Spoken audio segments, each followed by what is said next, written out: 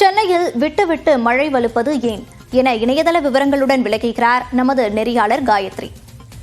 காயத்ரி, தற்போது சென்னையில் எதனால் மழை விட்டுவிட்டு பெய்கிறது? தற்போது புயலின் நிலவரம் என்னவாக இருக்கிறது? விவரங்கள். மோனிஷா, இப்போ சென்னை மட்டுமல்லாது இந்த கடலோர மாவட்டங்களில் இப்போ திடீர்னு ஒரு கனமழை தொடங்கி இருக்கிறது. ஒரு சிறிய இடைவெளிக்கு பிறகாக இந்த கனமழை அப்படிங்கிறது ஆரம்பிச்சிருக்கு. இது அடுத்து மேக கூட்டங்கள் கலையிற வரைக்கும் இருக்கும். இந்த அதிக மழை திடீர்னு வர்றதுக்கான காரணம் அதன் பிறகு ஒரு பிரேக் இருக்கிறது அப்படிங்கிறது ஏற்கனவே தனியார் வானிலை ஆய்வாளர்கள் குறிப்பிட்ட மாதிரி இந்த பகுதி அரபிக்கடல் பகுதிகளில் இருக்கக்கூடிய ஒரு டீப் பிரஷர் அது தொடர்ந்து மேகக்கூட்டங்களை என்ன செய்யும் அப்படின்னா இழுத்துக்கொண்டே இருக்கும். அந்த டீப்ரெஷனுடைய வேகத்தை பொறுத்து தான் ஒரு புயல் உருவாக்கும் பொழுது அதனுடைய பாதை அப்படிங்கிறது கணிக்கப்படக்கூடியதாக இருக்கிறது. தற்போதைக்கு இந்த புயல் அப்படிங்கிறது சென்னை மற்றும் புதுச்சேரிக்கு இடையில தான் கரையை கடக்கும், மகாபலிபுரத்தில் அப்படின்னு சொல்லப்பட்டிருக்கிறது. சென்னையிலிருந்து 110 கிலோமீட்டர் தொலைவில் இது தற்போது பயணித்துக் கொண்டே இருக்கிறது. இந்த புயல் இப்படி பயணிக்கும் பொழுது இந்த அடர்த்தியாக இருக்கக்கூடிய மேகக்கூட்டங்கள் எங்க அதிக அளவில் டென்ஸா இருக்கோ அந்த இடத்துல ஒரு கனமழையும், அது இல்லாத இடங்கள்ல மிதமான ஒரு மழை பொழிவையும் நம்ம பார்த்துட்டு இருக்கோம். அப்படிதான் இப்போ ஒரு இடைவெளிக்கு அப்புறம் இந்த மழை அப்படிங்கிறது தொடர்ந்து இருக்கு.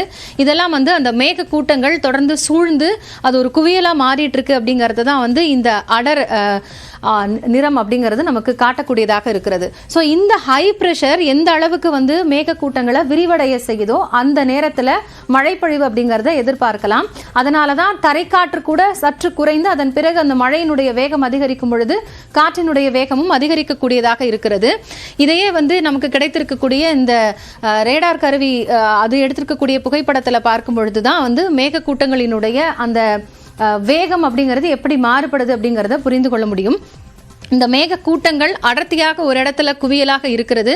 அதன் பிறகு அந்த குவியல் கொஞ்சம் கொஞ்சமாக தளர்ந்து போகும். அதன் பிறகு மீண்டும் ஒரு மேக குவியலாக மாறும். ஸோ ஃபெஞ்சல் புயல் தொடக்கத்திலிருந்தே தன்னுடைய பாதையில நிறைய மாறுபாடுகளை கொடுத்துக்கிட்டே போகுது அப்படிங்கிறத பார்க்க முடிகிறது. அந்த வகையில தான் இப்போ சென்னையில குறைந்த மழை மீண்டும் கனமழையாக தொடர்ந்து இருக்கிறது. இந்த புயல் இன்று நள்ளிரவு அதிகாலை வரை கரையை கடக்கும் அப்படின்னு வானிலை ஆய்வாளர்கள் குறிப்பிட்டு சொல்லியிருக்கிறதுனால அது ஒவ்வொரு முறையும் பயணிக்கக்கூடிய தூரம் மாறுபடும் பொழுது அந்த மேகங்கள் கலையும் பொழுது இப்படி மழை பொழிவு இருக்கும். அதன் பிறகு அது தீவிரமடையும் அப்படின்னு சொல்லப்பட்டிருக்கு. ஆனா கவனிக்க வேண்டிய ஒரு விஷயம் என்ன அப்படின்னா இந்த புயலை பொறுத்த மட்டும் அது அதி தீவிர புயலாக இல்லாமல் தீவிர புயலாக கூட மாறாமல் இப்போ எந்த ஸ்டேஜ்ல இருக்கோ அதே நிலைமையில தான் அது இருக்கும் அப்படின்னு சொல்லப்பட்டிருக்கிறது. ஸோ இதுதான் ரொம்ப கிளியரா நம்மளால பார்க்க முடியும். இருக்கக்கூடிய இந்த மேற்கு பகுதியிலிருந்து இருக்கக்கூடிய இந்த காற்று குவியல் அப்படிங்கிறது மேக குவியலாக மாறும். மேக குவியல் ஒரு இடத்துல மாறும் பொழுது அதனுடைய ஈரப்பதத்தை பொறுத்து அந்த மழை பொழிவு அப்படிங்கிறது இருக்கும். அந்த அடிப்படையில தான் இப்போ அது மேற்கிலையும் வடமேற்கிலையும் புயலினுடைய பாதை தொடர்ந்து பயணிச்சிட்டு இருக்கு. விவரங்களுக்கு நன்றி காயத்ரி.